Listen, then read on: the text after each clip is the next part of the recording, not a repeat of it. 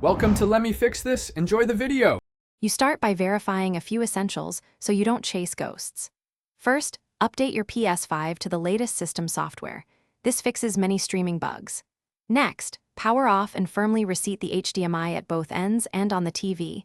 Loose connections often cause a black screen. Then open the app or remote play settings to confirm sharing permissions are enabled. Once done, reboot the console and the display so both ends negotiate a fresh handshake. Now focus on the signal and encoding settings that commonly break share screens. Change the HDMI port or swap to a known good cable to rule out faulty wiring. Wear or pin damage can drop the feed.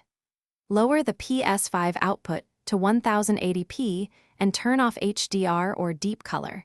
These can clash with some capture devices or TVs and result in a black screen. Also toggle 60Hz/50Hz and test. Finish by focusing on the capture path and authorization so you restore actual sharing. Restart the capture software or hardware, reauthorize the PS5 user and app permissions, and reconnect the HDMI chain. Test a local recording first, then try remote play or party share to isolate where blackness appears. If the problem persists, power cycle the console and the capture device. As a last resort, boot PS5 safe mode and rebuild database to clear corrupted cache. One key tip: always try another display to narrow the fault.